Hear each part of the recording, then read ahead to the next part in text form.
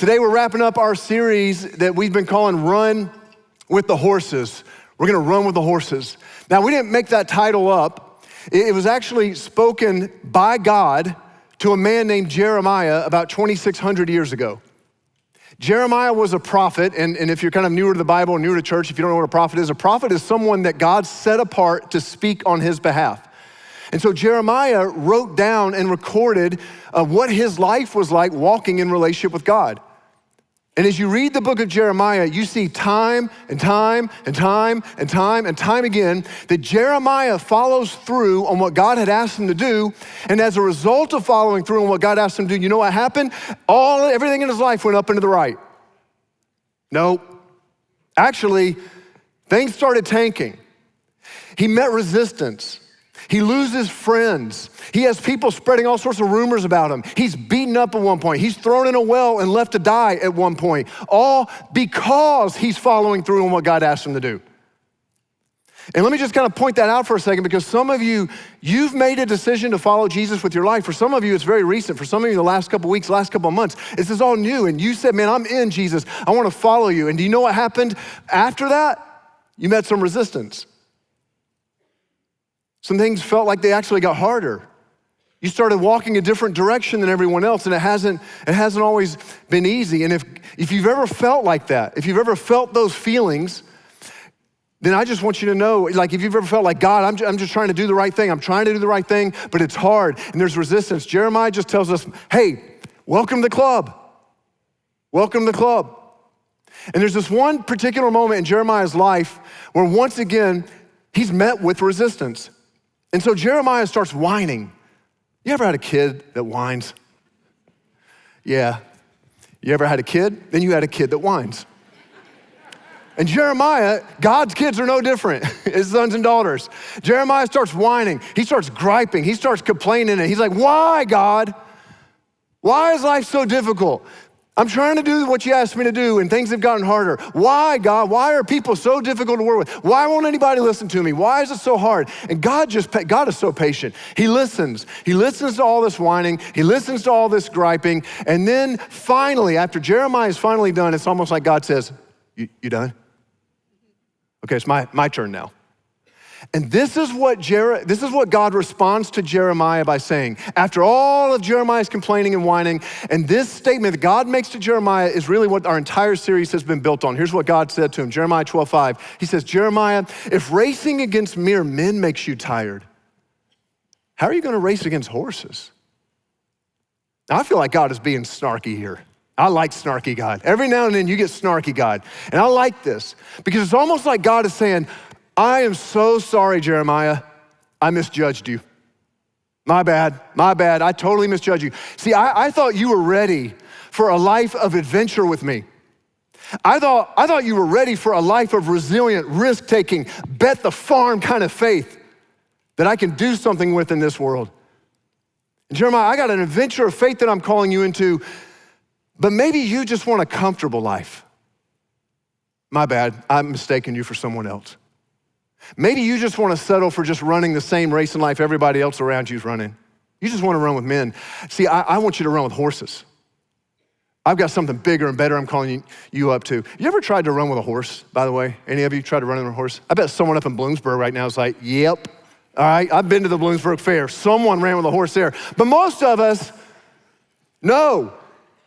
It's a rhetorical question. You never tried to run with a horse. I don't know if you knew this or not. The fastest human, this is kind of cool. The fastest human is Usain Bolt, right? You guys ever watch him in the Olympics? 2009, he set the world record. He ran 27.4 miles per hour. You're looking at that like you're unimpressed. You should be impressed. That's fast. I know you got tractors that go faster than that, but that's fast for a person, okay? Now, let's look at a couple other things, how fast they run. Here's one, cats. You know how fast they run? A measly 29.8. Barely beat a human.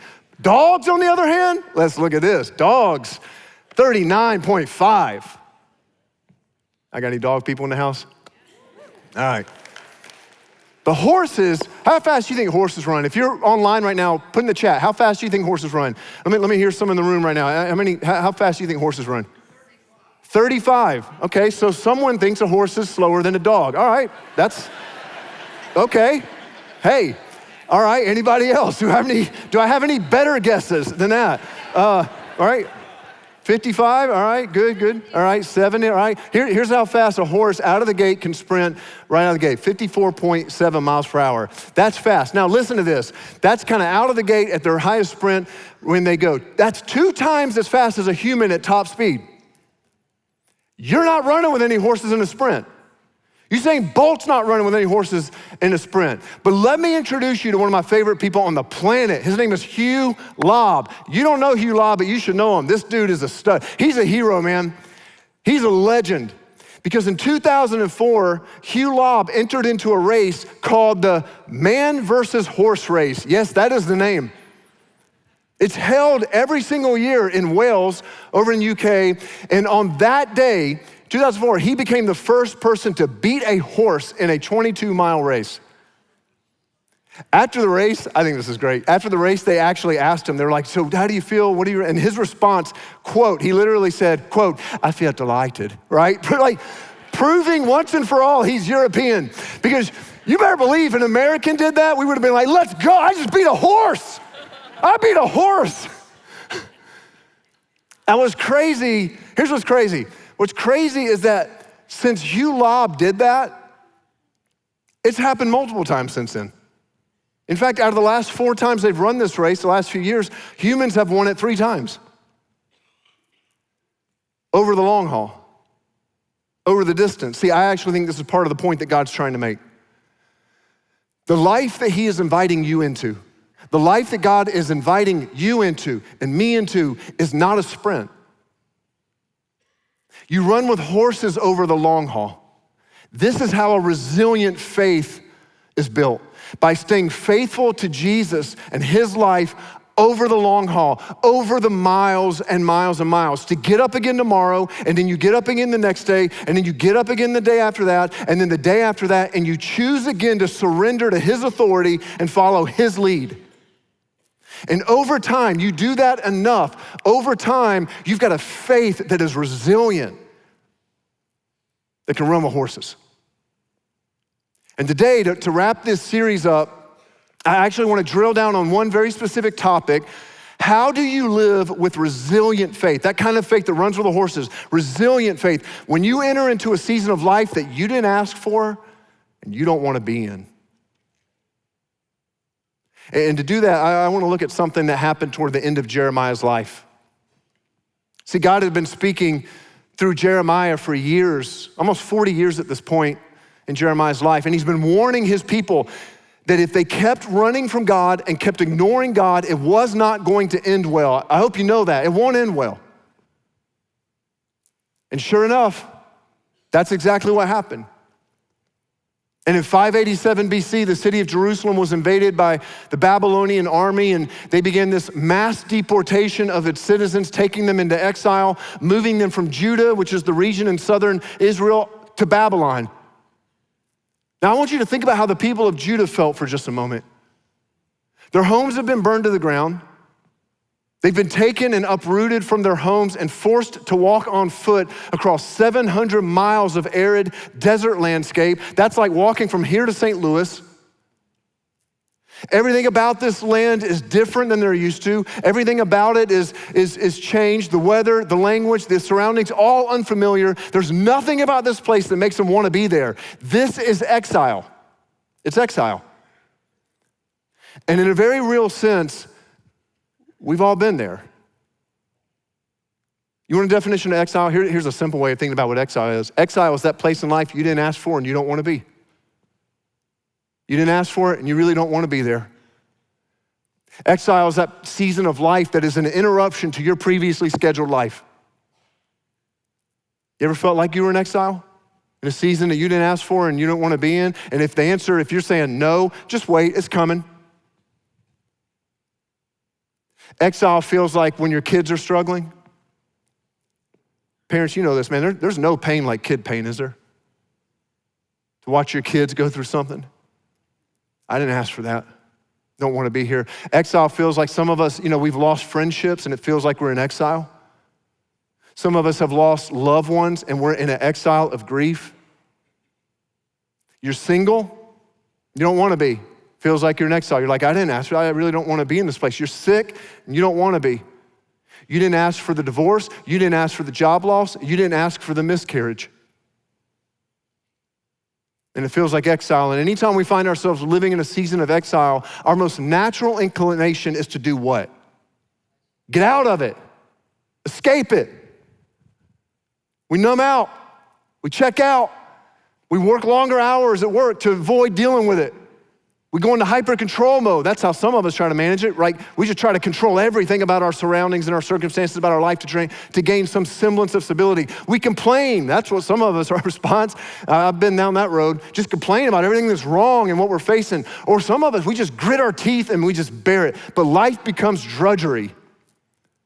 And we settle for just getting through it. And Judah finds themselves in exile at this moment in the story, in a place that they don't want to be. And we find in the story that there's a group of people who are with them at this time in Babylon who are feeding their desire to escape. And so God asked Jeremiah to write them a letter to the people living in exile. And this is what he tells Jeremiah to say, because there are some people who are telling the people to try and escape exile. And this is what he says. Listen to this. He says, Jeremiah, write them this letter. This is what I want you to say. Jeremiah 29, 8 and 9. This is what the Lord of heaven's army says. The God of Israel says this: do not let your prophets and fortune tellers who are with you there in the land of Babylon trick you. They're trying to trick you. Don't listen to their dreams. Because why? They're telling you lies. God says, they're telling you lies in my name. I did not send them. God's saying, look, there's a group of people there with you in exile who are lying to you. Do you want to know what the lies were that these fortune tellers were telling the people in exile? You can read this section of Jeremiah and you can see them for yourself. That what they were telling them was this: don't worry, you won't be here in exile long. This will all be over soon. They were telling them God would never want us to have to go through something like this. They were telling them God would never let us stay in a season of exile, a life that feels like exile. They were peddling a lie. You want me to boil it, sum it up? God's saying, look, here's the lie they're telling you. They are peddling a lie that God's ultimate aim for your life is to be comfortable. Spoiler alert, that is not God's ultimate aim for your life, just for you to be comfortable. God is more interested in your growth than your comfort.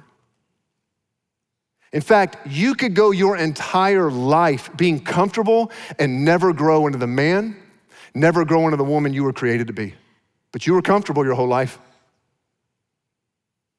After Jenny and I had our first two kids years ago, actually Jenny had them, but I watched and I was locked in.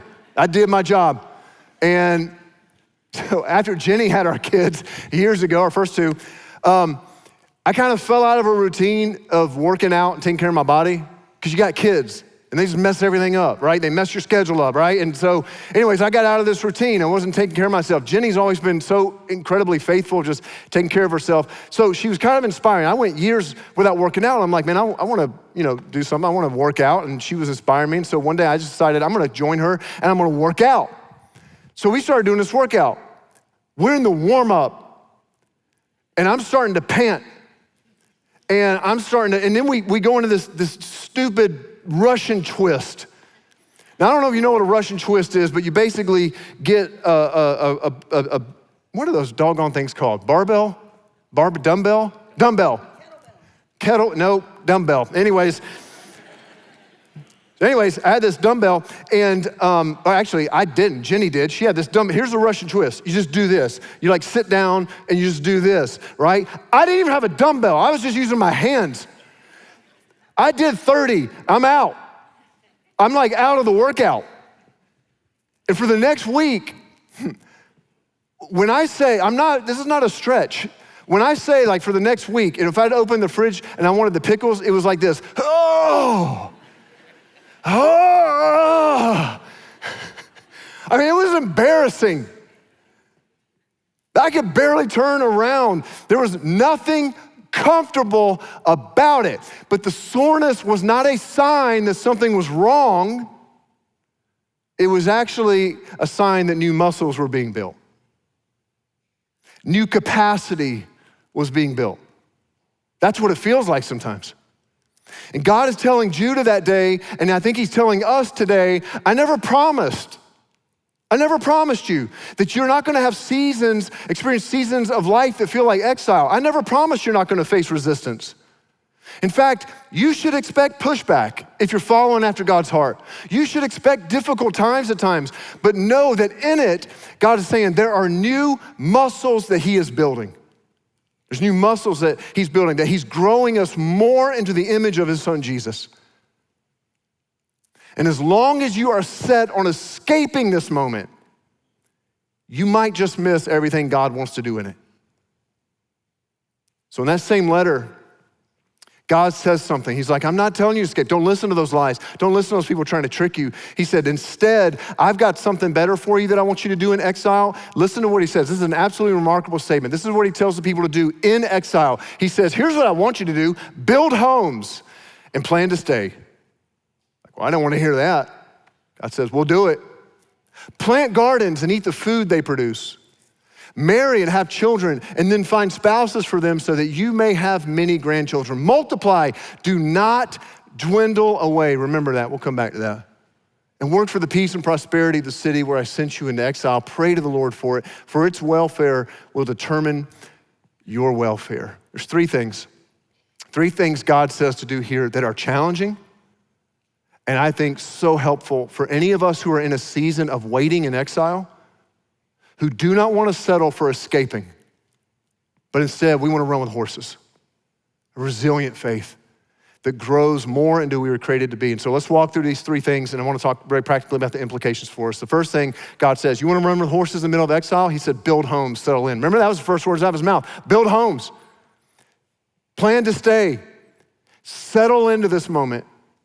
See, when you build a home, you are intentionally settling into a particular place, right? You don't build a home by accident. You don't build a home hoping to be out of it in just a few days. And God is saying, if all you do, he's telling Judah that day, he's like, if all you do is sit around and just daydream about Jerusalem, about what your life used to be, about what your life could be, about what your kids could be, about what your financial situation could be. He says, if that's all you're doing, then the present life, the one that actually is your life, will be empty.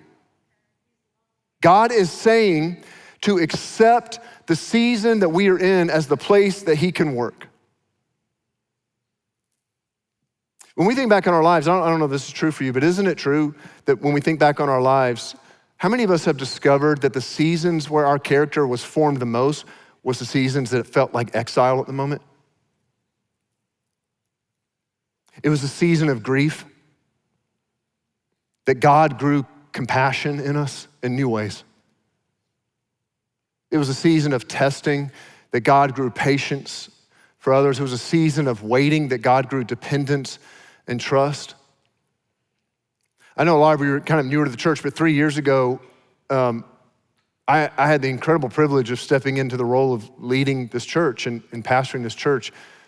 And that was a conversation that had been in the works for years to step into that. And I remember about 3 or 4 years before any transition of leadership happened, feeling like I was stuck. Almost like a little bit of a moment of like exile, right? Waiting for something that wasn't a reality yet waiting for something that was years away. And it frustrated me at times. And it discouraged me at times. But what I was missing in that season is that God was actually building character that was needed to lead one day. And so often we overestimate our capacity, and we think that our capacity is ready for something that our character might not be ready for yet. And in that season, I remember a defining moment where I just shifted my heart's posture. I was like, God, I'm not there, but instead of just daydreaming about being there one day, I'm gonna build a home right here.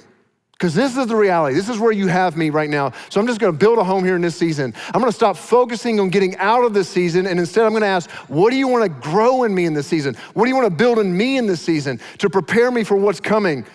And I wrote down a list. I could take you over to my office right now and I could show you. I could pull it out and show you a list of things I just started writing down. God, in this season right now, here's what you can grow in me. I just want you to grow. And I'm gonna stop focusing on getting out of it because I don't want my capacities to outpace my character. And God, you see what I can't see. And you're preparing me now. And I know some of you are in waiting right now. And it might not be for a role shift, I get that. But you're waiting to finally get out of a season that you didn't ask for and you don't wanna be in, but what would it look like to build a home there? To build a home. To settle in and just ask God, as long as you have me in it, what do you wanna do in me? Some of you are in a season of singleness. Some of you are single again. What would it look like for you to go, God, while I'm waiting, like I didn't really ask for this, I would like something different, but I'm just asking you right now in this season to grow my character into the kind of person who's ready for one day, whoever you might bring my way. You wanna know one of the ways, by the way, to find the right one? Pursue Jesus with all of your heart, set your heart's attention and your heart's affection and sprint after Jesus. And then every now and then look around and see who's keeping up, because they might be ready. But you keep your eyes locked in on Jesus. That's what we focus on because we want to build our character. That might be a season you're in, saying, I'm just gonna build a home right here. God, you gotta do a work in my character because I think I might be ready for something that I'm not ready for yet, and I don't want my capacity to outstretch my character. For some of you, it's a tough season in marriage right now. You're waiting. You're waiting. And maybe settling in means that you start seeking God for what he wants to do in you in this season. You've been so focused on what he should be doing in your spouse. He's saying, no, I got a work I need to do and I want to do in you. And so for you, putting a home down might be, God, I want you to build something in me right here. I'm going to commit to going counseling. If they don't go, it doesn't matter. I want you to build. I'm going to commit to praying with them. I'm going to commit to praying for my spouse. You're in control of that. For some of you, it's a season of infertility. And I want you to know, man, our church, my heart breaks for that. This has a very special place for me because I've walked with so many people through that journey of infertility, and our church loves you, and our church wants to walk with you. I want you to know that. And I don't understand why, because I know some of you, man, it is the longing of your heart. And I just want you to know that it's possible in this season, as difficult as it feels, to posture your heart towards God in a way saying, God, I don't like it. You don't have to, I don't like it. I didn't ask for this, don't want to be here, but while we're waiting, God, what is it you want to grow in me? What is it I could discover about your faithfulness in this season that it couldn't be discovered any other way? What is it I could discover about trust in this season that couldn't be discovered any other way? Do you want a faith that's resilient, that runs with horses even in the seasons that we didn't ask for and don't want to be in? God told his people, build a home there, settle in. Stop living your life anxiously fixated on getting out of the season and instead settle in and ask God, what do you want to build in me in this season? Second thing God said to do in exile, first he said, build homes, settle in. Second thing he said, plant gardens. Let's turn and paint into purpose. He said, plant some gardens. Plant gardens is an image to get to work. Get to work. Doing good. Even in a season you don't want to be in. See, you might not be in control of the soil you've been given in life, but you choose what you plant.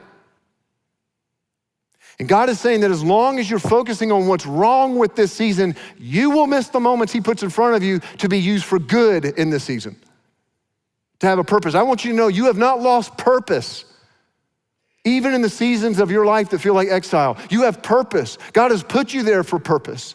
God can use you in that season. I'm coming up, Jenny and I are coming up on 1 year since my father-in-law passed. Jenny's dad passed a year ago at this time, and Doug fought an exceptionally rare kidney disease for so long, and man, he fought so hard. And as a result of that disease, Doug went to dialysis every other day for I think it was 7-8 years. And one day we were down south visiting them, and I came downstairs. It was on one of the days he was gonna go to dialysis, and I came downstairs and he was about to walk out the door. I called him before he walked out, and he's like, I'm on my way to dialysis. And I was like, wasn't dialysis like at 10? It was like 9 o'clock. I'm like, isn't it a little bit later? And he goes, yeah. He goes, but I leave early so I can stop by Burger King. I'm like, they're good with that? Just shoveling some Whoppers down before you go into dialysis? I mean, I don't know how dialysis works, but I was like, but that seems a little, I don't know. And he goes, no, I'm not going for me. I go there to buy breakfast for all the nurses, all the workers. I just want to serve them. I just want to love them and pour something out on them. That is planting gardens in a season of exile. I don't like this. I didn't ask for it. I don't want to be here, but God, you can use me. Your workplace that you're in right now might not be everything you dreamed of. I get it. It's not the soil you would have chosen, but God has you there for now to plant some gardens. What good can you do this week for your boss? What good can you do? How can you serve your teammates? How can you bring love and kindness, salt and light into that environment? Your relationships with your parents. I get it, man. It might not be perfect. The soil might not be the best, but God's put you there. So what are we gonna do? We're gonna find ways to honor our parents. Here in this moment, we're gonna plant gardens, even when it feels we're in a season that we didn't ask for and we don't wanna be in. Everywhere you go, every interaction you have, no matter what season you find yourself in, is an opportunity to bring more peace and wholeness to that moment. And God has you there and can bring purpose. I met a couple last week here at our church, a remarkable couple, and they got thrown into exile last year. Because they got a knock on their door, 2 a.m. The knock no parent want. The state police showed up and let them know their son had passed. And I was so proud of the way that they told me how our church rallied around them and just loved them and supported them. But man, they were grieving, as you can imagine. And as they grieved, they actually found so much hope knowing that their son at a young age had his church and leaders and student ministry investing in his faith. And this gave them so much peace knowing that he knew Jesus from those early years. And then a few months later, the wife then lost her dad. So she's lost her son and then lost her dad. And in the process of all of that, they came into some inheritances that they began to pray about, like, what do we do with these unexpected resources that they'd come into? And they knew right away. They wanted to plant some gardens in the middle of what felt like an exile, a moment of exile in their life. And so they gave generously from those resources that came their way so that any students who needed scholarships here at our church to get to our summer camps would be able to go to camp. They did that because they knew how pivotal those early years were in their son's life and in his faith, and their willingness to get to work planting something, planting gardens, planting seeds, even in the middle of a season of exile. That helped make it possible to cover the cost of every student who wanted to attend camp this year. And we saw over 100 students give their lives to Christ. That is planting gardens, even in a season. It feels like exile. You didn't ask for it. Don't want to be there. They didn't ask for any of that, but they were not going to wait around until they were out of it to start planting gardens. You want a faith that is resilient no matter what season we find ourselves in? We're going to settle in and we're going to ask God to build in us the character he wants to build. We're going to get to work doing good in his name. The last thing God said to do in that passage, he said, marry and have kids. Marry and have kids. Don't isolate. Now, don't take this literally. Single guys right here, don't notice the girl next to you. Be like, hey, marry, hey, just saying. The principle here is to fight the urge to isolate. When you're in a season of life that you don't want to be in. You know, it's so easy to isolate in seasons of exile, isn't it? To pull away. I want to crawl in a hole, man. I'm like a dog. I just want to go and just leave me alone. I want to get away from others who could walk with us as we pursue God. But you will not build a life of resilience and resilient faith in isolation. Not possible. I've told you this before, but man, I get real concerned that the majority of our relationships that most of us have in life are business partners. I don't mean we don't need business partners, but here's what I mean by that. I just mean the majority of our relationships tend to be transactional. Business partner kind of relationships. You need business partners and do business and all that. That's not what I'm talking about. I'm saying most of them are all transactional. They're just surfacey. And listen, when you're going through a season of life that you didn't ask for and you don't want to be in, it feels like exile, you don't need more business partners in that moment. You need brothers. You need a sisterhood. People who know you, who will provide accountability, belonging, and care. People who will remind you who you are in Christ. They won't let you forget. And they'll remind you how powerful God is. If this weekend gathering, and I'm so glad you're here, but I just need to tell you this because my job is just to tell you the truth. If this weekend gathering is all you experience with our church, as uplifting and as valuable as I hope this is for you, just coming for an hour on a weekend will not sustain you in the seasons of life that feel like exile. Won't do it. Won't do it. And you'll wonder why you feel like you're starving. So we got groups meeting all throughout the week, all over the place. We've got teams here serving in ministries that provide the place for you to connect in Christ-centered relationships. And one of the things that I've been so encouraged to see this fall is that we've got more people now than ever before in groups and serving on teams here at this church. And the reason I love seeing that, here's why I love seeing that. I love seeing that because that means there are more people than ever now that are waging war against isolation. And some of you, it's time to connect here. You've been on the sidelines, but the life of faith is not a spectator sport, it's participatory. Go on our website today, find a group that works for you. Start serving on a team here. Find some brothers, find some sisters who can walk with you. I can't tell you how many stories I've heard these last couple months of people who entered into their own seasons of exile, but it was relationships here. People showing up for each other in hospital rooms. I can't do that for all of you. Your campus pastors can't do that for all of you. We need each other. People showing up in the midst of loss, through hard seasons, being the church to each other. Guys, you can't run with horses and step into the fullness of God's design for your life in isolation. And let me just say one last thing about this. Maybe for some of you, the first step towards breaking out of isolation is to come down front when we're done in all of our rooms, if you're there, and pray with someone. We do this every week, and we've got people down there, they show up every week to just be available to pray with you about anything you're walking through. For some of you, you've never taken us up on that, but you need to. Because we want to pray with you. We want to hear what's going on. We want to walk with you. And that might be the first step of breaking out of isolation. Guys, you were made for more. That's been a resounding kind of theme of this series. You were made for more. You were made for more. You were made to run with horses. To walk in resilient faith that doesn't just survive seasons that feel like exile, but instead we grow. We grow because we settle in. We build homes here. We get to work doing good. We plant gardens. And we refuse to isolate. I'll be honest with you, this message is very personal for me right now today. And I'm not gonna share all the details, but I will just say this. I feel like I'm in a middle of a season right now that feels like exile, someone very close to me. I didn't ask for it, and I don't wanna be in it. And it's scary, and it's frustrating, and it's discouraging at times, and I don't know what's gonna happen. And even this week, as I was preparing for today, I just found one of those little statements that God made right in the middle of that passage that we read a moment ago. It just leapt off the page to me. And it's that moment where God said, do not dwindle away. Don't dwindle away. And I felt like God was just reminding me, Chase, I know it's hard.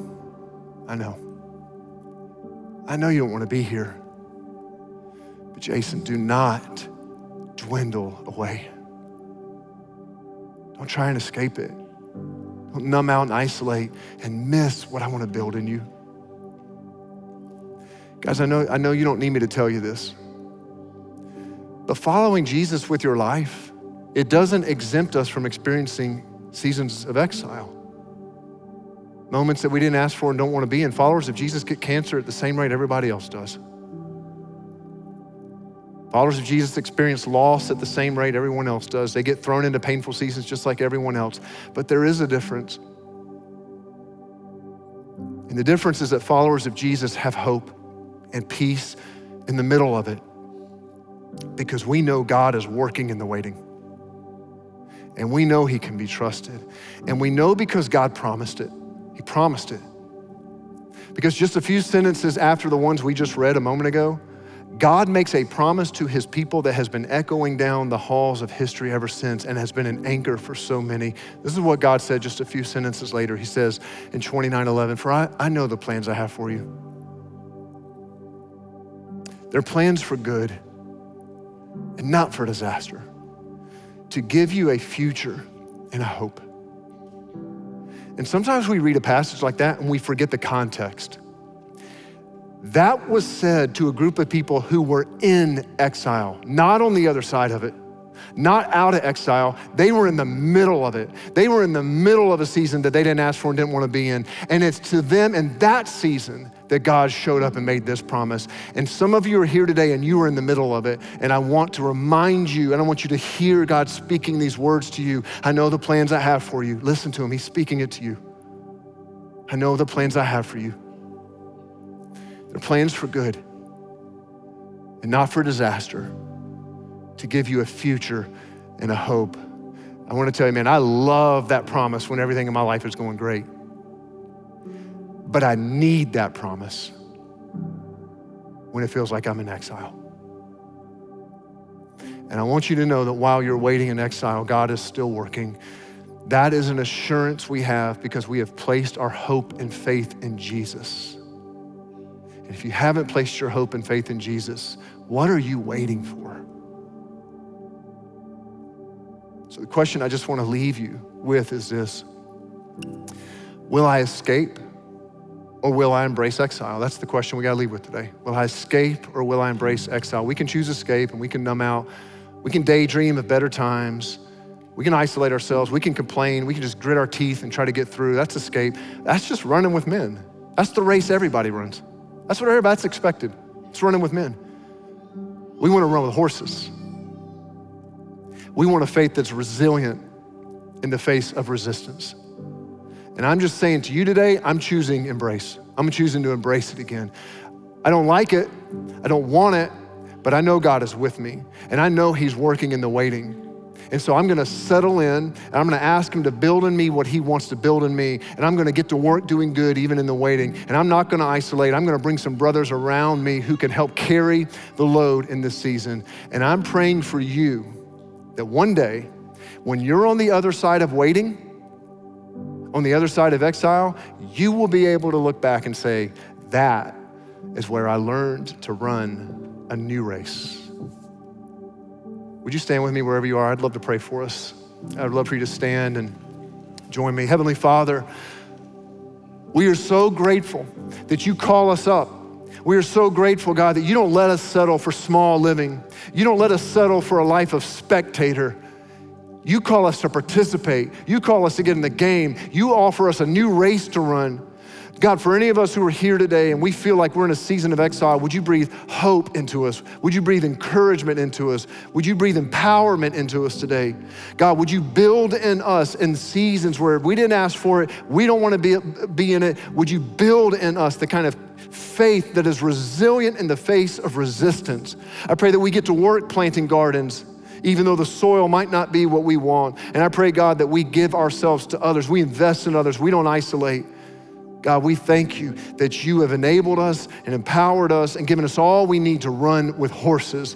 We're gonna run with horses. We're gonna run with horses. Thank you that you made us for so much more. We pray all of this in your name. Amen.